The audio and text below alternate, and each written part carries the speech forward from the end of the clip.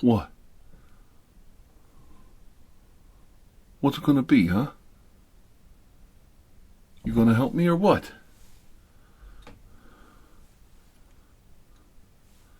Yeah. I'm waiting for you. Huh?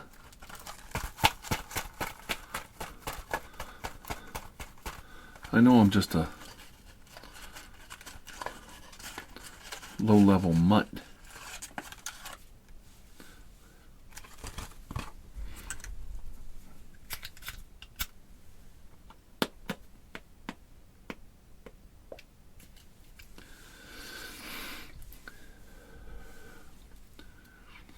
But I'm not going to get anywhere unless I learn how to crack this safe. I got a listening device here. Hang on a minute. Let me show you here.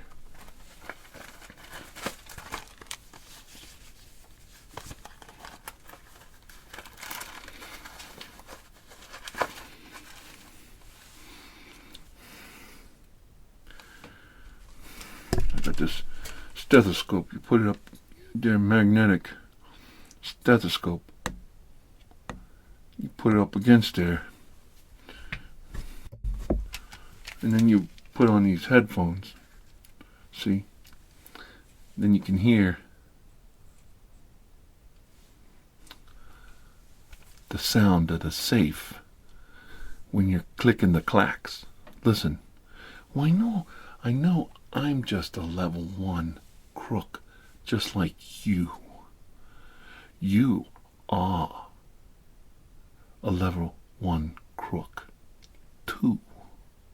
And yous guys ain't gonna get no better unless you listen and do what I tell you with this magnetic stethoscope thing. See? Just like when the doctor.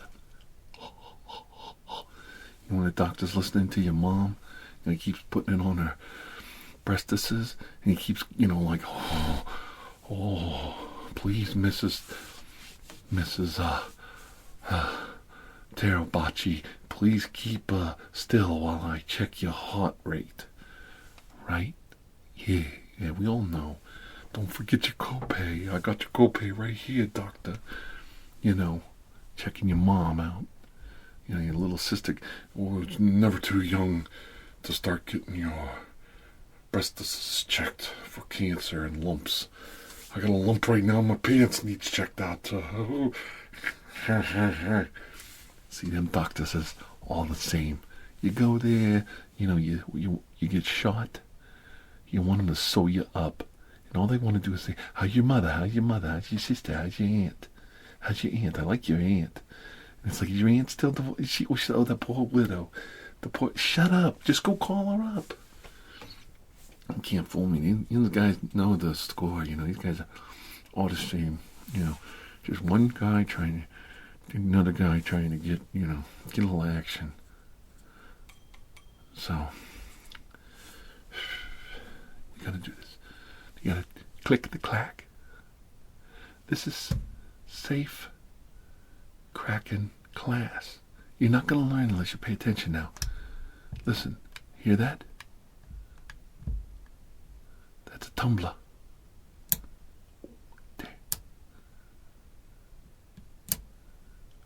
Yeah. You gotta get in there real close. Listen for them tumblers. So no. Shh. Now listen, can you hear? Listen.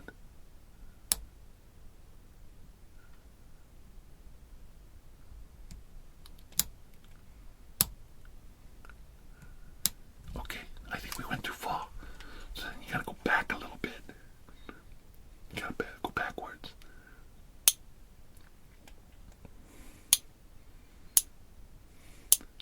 Like that, see, and then when you find where the tumbler is, then you gotta, if you can't hear it, you gotta move the magnetic thing around a little bit,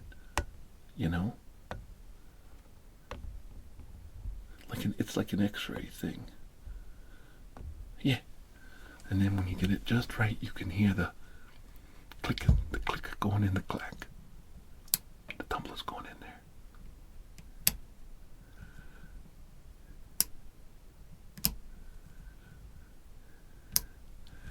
And then when you get it in there, that's when you... Oh, I think we got it.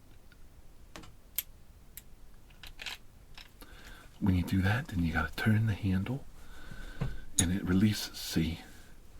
And I don't know. Here, hand me that over there. No, that one. That's how you do it. You got to get this tool right here. No. Just sit still. Don't be like that. What is it with you?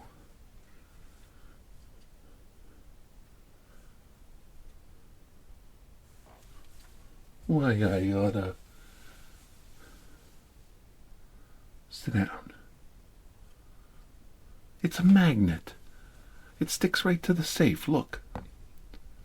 Wherever I put it. Then you can hear through these. Then you take the tumblers and you turn them. What is it with this jamoke? Where'd you find him? Well, here, listen for yourself, you moron. Put those on. Now I'm going to turn it. I'm going to turn it a little this way.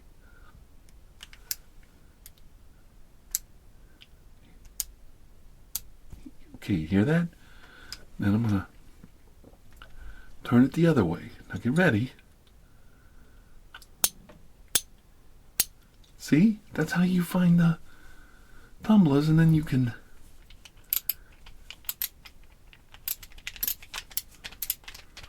The handle... When the handle goes, then you can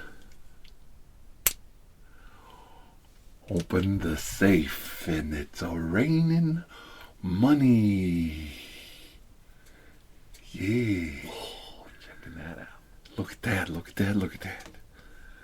And that's just that easy. Now I'm a level 10 boss.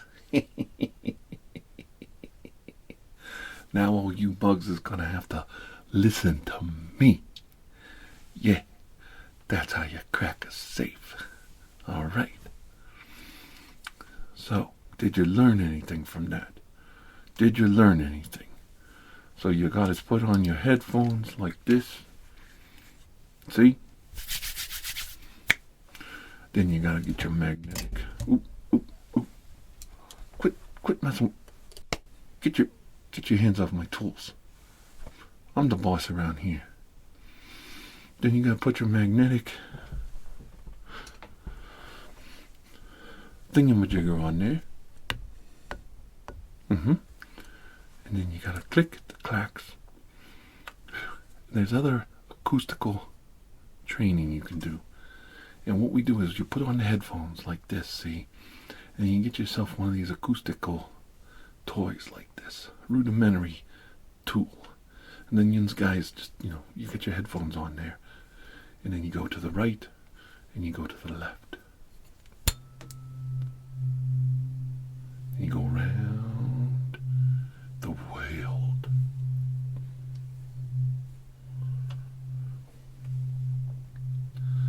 Whoa. I like when it rains money. I don't like it so much when it's raining men, because that means the feds are after you. So raining men has a whole nother meaning to a guy like me in the business, than it does to some of the guys out there, But, but that's okay, not there's anything wrong with that. But that's not me. I'm macho. I got muscles. And all the women, they love my cologne. So, like when we're running rackets, Oh, yeah. Oh, when we're running the rackets.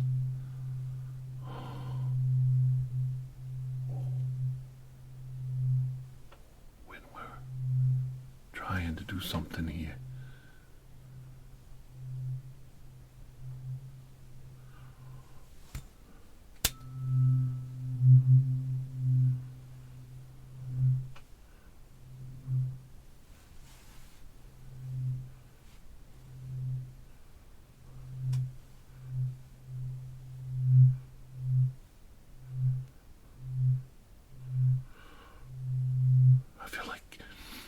King Arthur, and you out there, my knights.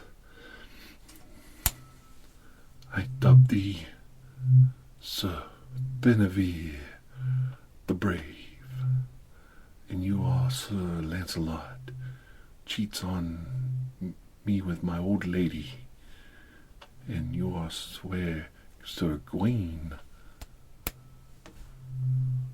who runs the books down by the docks for me. That's right.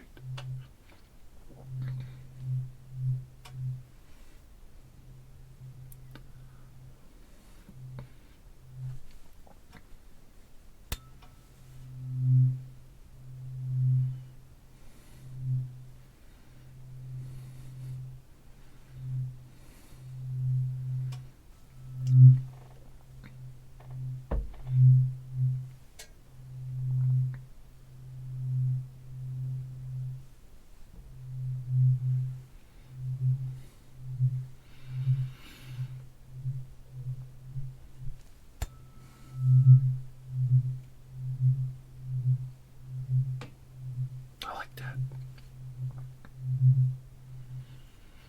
It's good being a boss. I like being a boss.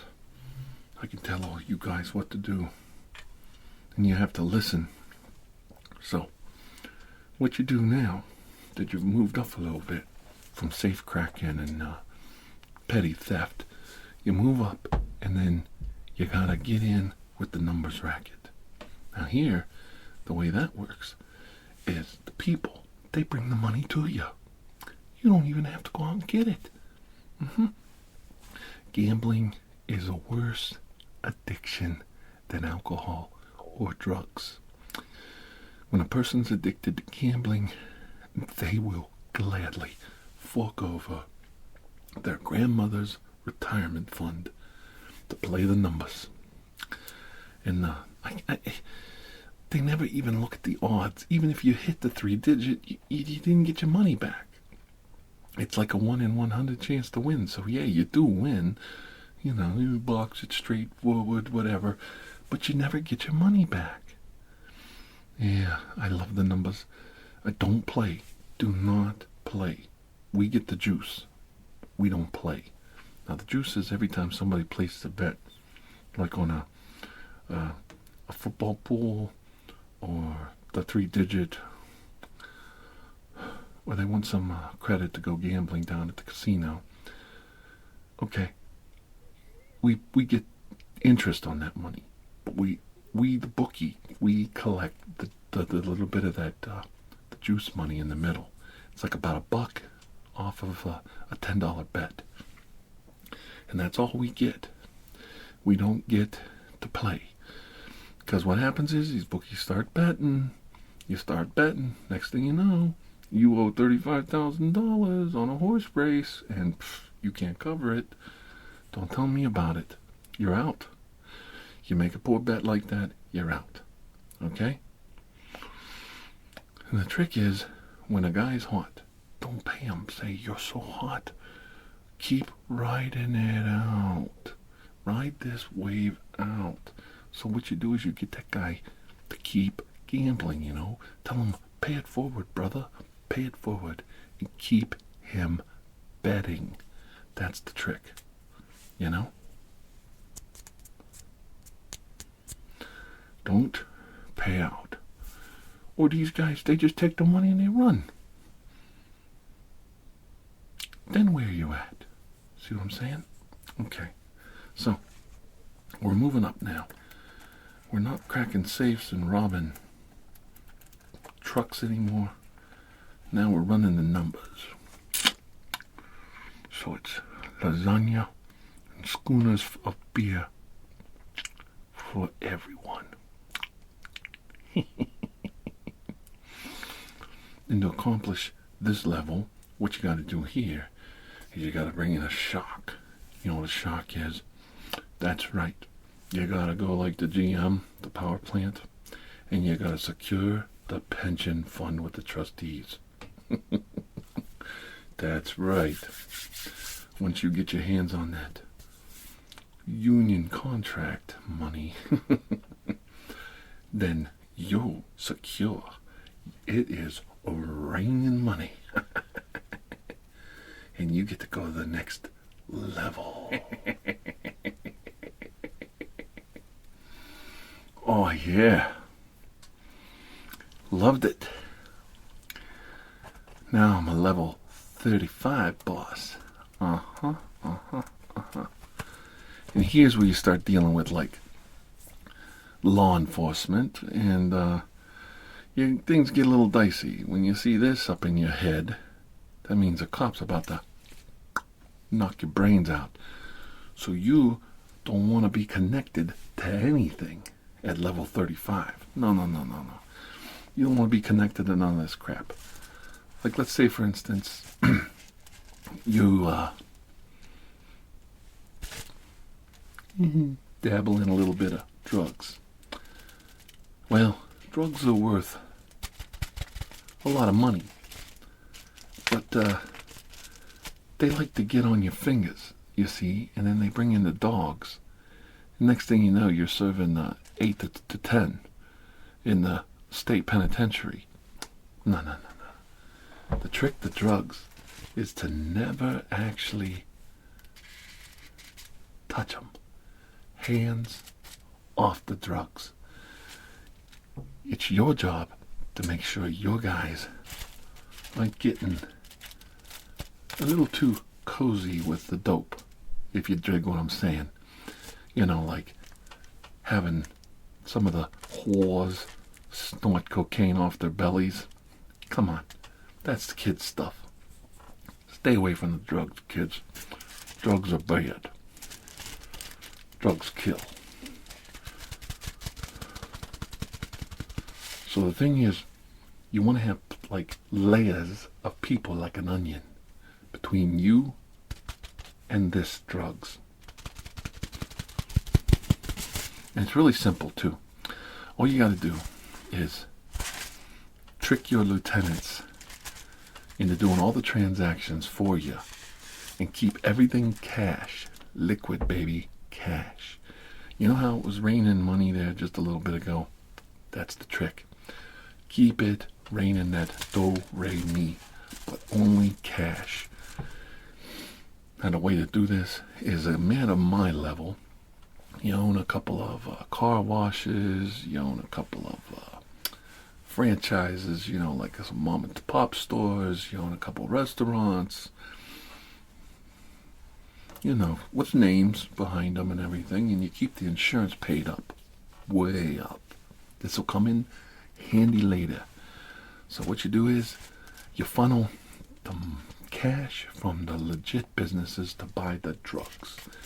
Then you take the drugs and you have your minions sell them out there. Get whatever they can get. Get it, just whatever. Who cares?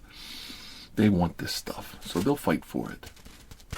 Then once you're done with that, you take the cash. Gobs and gobs and gobs, bags and bags and bags of cash. And you take that and you funnel it through the bank, through your legitimate businesses. Now the trick to this is, you can't go putting like $20,000 in the bank. You got to keep it around, say, 9,000 or so, because anything over 10, they automatically have to send a letter to the feds saying you're doing a $10,000 transaction. Now you can't do 9,000 all the time. So what you do is you do 2 here and 4 here, 3 here. The business is actually lousy. It's losing money. So you are actually don't care about that, because you're gonna deal with that part later. And then once the feds, they start coming around, you find some nice guy, you know, you say, hey, you're a good guy, you know, you're just a straight up guy, you go to church, you know, you got a wife, you got a couple of kids. I'm going to sell you this business. I'm going to sell you this car wash, because you're an entrepreneur type guy, and this is America. So this guy, he coughs up like $120,000 for this business. Well then, as you're changing, like, over ownership, it burns down. Oh, thank God it burned down. Right when the feds were coming to look into everything. Oh, I'm sorry. I had the insurance was still in my name. Well, my lawyer says I don't have to pay you. It's not my fault it burned down and you didn't have insurance. So then he takes you to court, and it takes like 3 or 4 years for him to get that $120,000 out of you, and you settle for like 35 cash. And the whole time that money's in the bank, you draw interests off that money and the insurance money, and you say, well, here's 35,000. Give the rat's ass. So you give him the money, and you're still in the clear. You come out ahead, $250,000 cash. So listen, at this level, if you want to go to the next level, I'm talking the big level, this one's a jump. You got to do something massive. What you got to do there is you got to get an old lady who's into hawk up to her earlobes with the bookie. Say she's in hard with the bookie for maybe 5,000-10,000. You take her to a restaurant that's not doing so good, but the insurance is paid, and you have one of your guys snap her leg right there on the doorstep. She slipped in some ice and broke her knee. Right? Now, you collect the money from the insurance scheme both ways. You get it from the old lady because she fell, broke her knee on the ice, and you get it from the restaurant because it burned down. And then you walk away. And the old lady's happy because she's got some cash to go back to the bookie and gamble some more. And you're happy because you're flush with the big boss. Always remember, keep your insurance paid. And if you do everything right, why, you too can be a big boss. And when you know you're a big boss is when it starts raining money. Raining money. I love that green, that long green. Yeah. Nice. So, now you're up to level 100. You think you're a big shot, huh? Well, I'll let you know if you're a big shot. I'll let you know if you're a big shot. Think like a man, will you? That Barzini, he knows nothing about me. I got them in my pocket because I paid for them. That's all Hollywood stuff. It's pretty close, but it's a little bit off. When you're a boss, my level, at the 100 level, when you're a kingpin size crime boss, why, you make your money for the mob quite differently than the rest. You do it with the keystroke of a computer. That's right.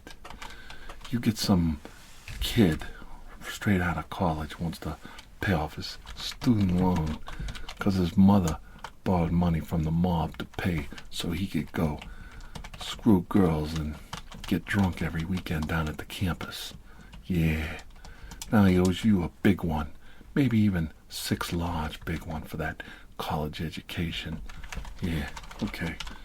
So you get that computer wizard and you bring him to your humble little dry cleaning business.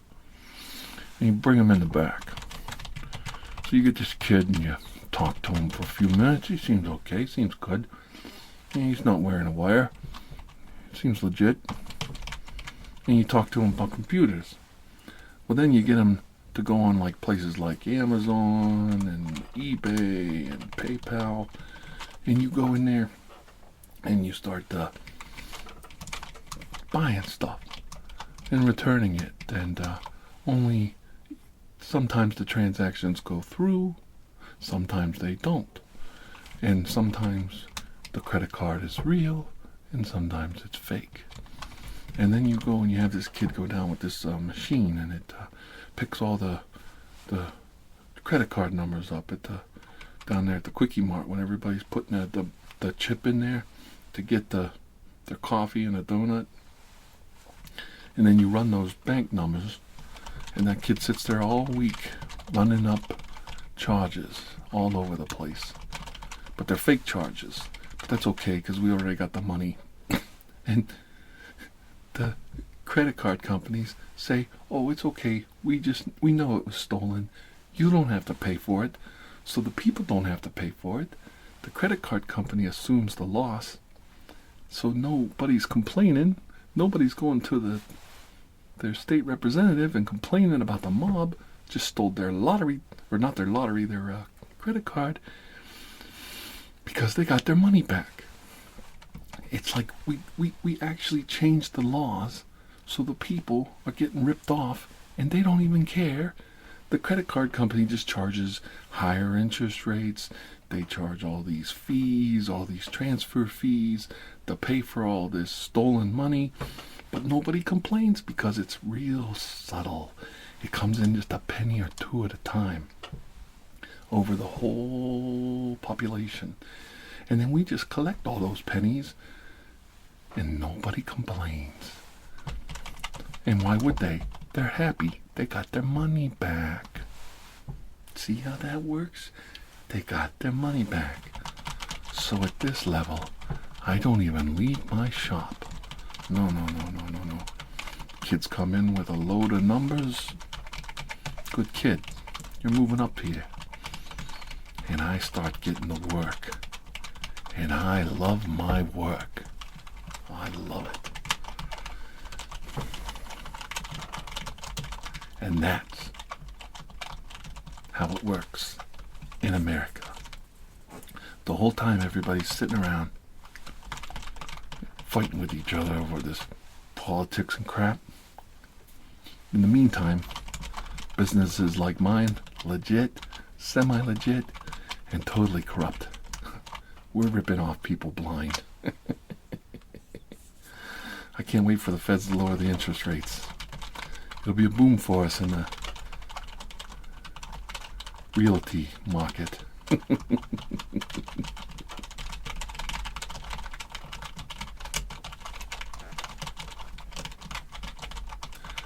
Oh, yeah, if they catch me, not a problem. If they catch me, my lawyer postpones it for a few years, and by then I'm old, and I'm going to die anyway from diabetes or alcohol poisoning or syphilis or gonorrhea or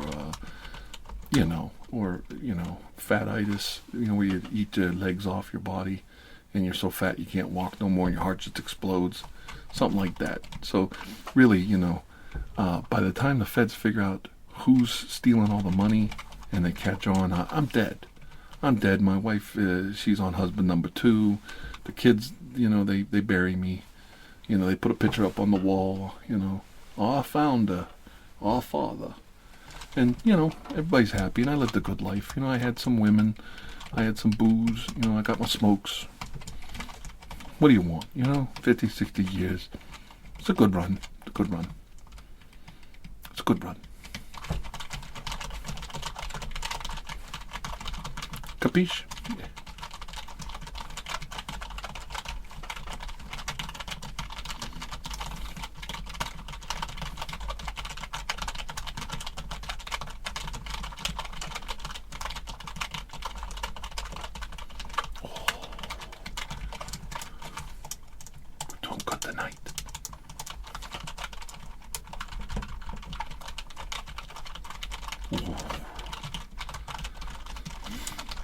My ponies came in.